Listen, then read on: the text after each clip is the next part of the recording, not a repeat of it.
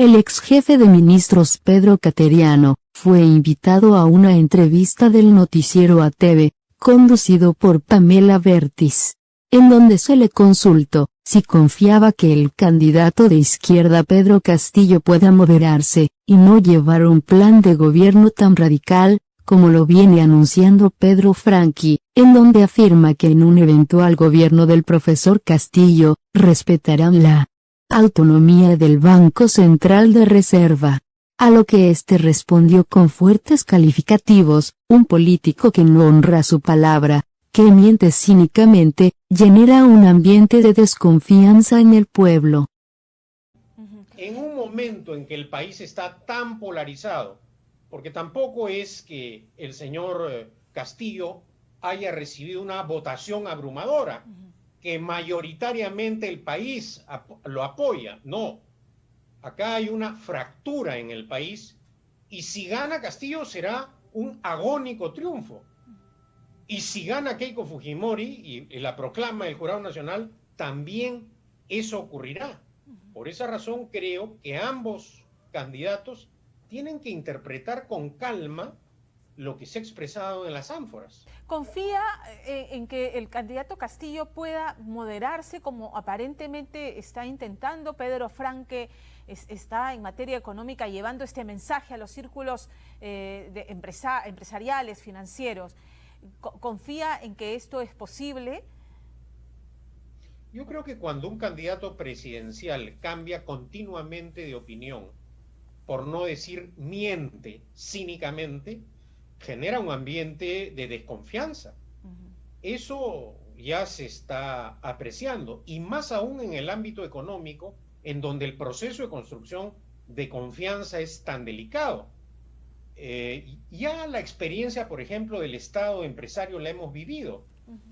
El Estado empresario lo creó la dictadura de Velasco y luego llegó a su éxtasis en el primer gobierno de Alan García, donde quebró ese Estado empresario con la hiperinflación.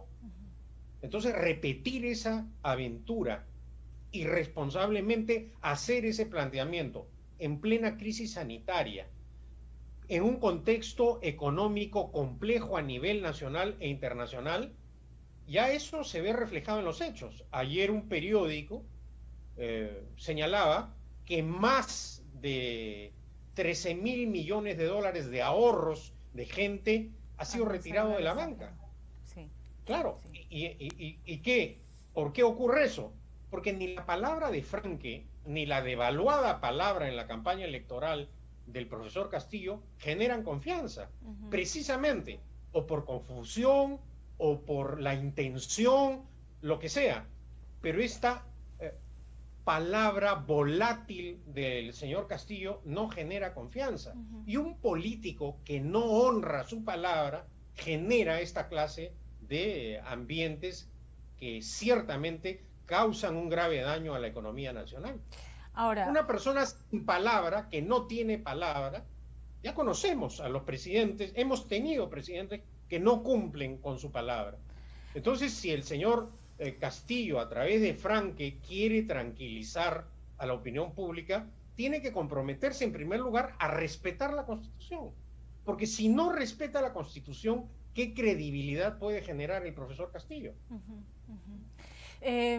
Ahora, Castillo, en ese escenario de que sea proclamado presidente, está en una encrucijada porque tiene la palabra comprometida con aquellos que sí votaron por él pensando se va a cambiar la Constitución, se van a estatizar los recursos hidroenergéticos, mineros, ¿no? Una serie de promesas que precisamente atentan contra lo que está contemplado en la Constitución vigente. Y por el otro lado, el reclamo de la otra mitad del país que le dice, sí, hay que hacer cambios, pero tienes que ir por la vía moderada y no puedes hacer implosionar lo que está funcionando, ¿no es cierto? Entonces, ¿qué muestras debiera ser? O sea, ¿cómo debiera ser la conformación de ese gabinete, ese primer ministro que es el enlace con las fuerzas políticas y el Ejecutivo? Yo creo que el presidente, si gana Castillo, si es proclamado por el Jurado Nacional de Elecciones, tendrá en primer lugar que interpretar el mandato popular que ha recibido. ¿Acaso va a ganar con una abrumadora mayoría? No, va a ganar agónicamente si gana, si obtiene el triunfo. Entonces acá tampoco tiene él un mandato del pueblo absolutamente claro, ni hay una derrota así categórica de la oposición. Acá no ha pasado lo que ha ocurrido en Chile, no, son contextos políticos y constitucionales totalmente diferentes. En Chile sí fue derrotada en las urnas la propuesta para no cambiar la constitución. Acá Castillo, si quiere, en primer lugar, llevar adelante un gobierno y ser calificado como demócrata, en primer lugar, tiene que respetar la Constitución.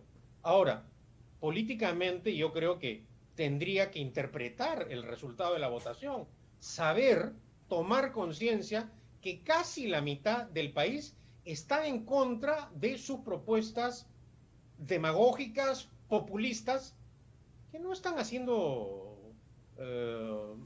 es decir, que están haciendo daño, no digo a países lejanos. El drama lo estamos viviendo nosotros también con los hermanos venezolanos. O sea, ¿quiere eso Castillo para el Perú? No lo sé.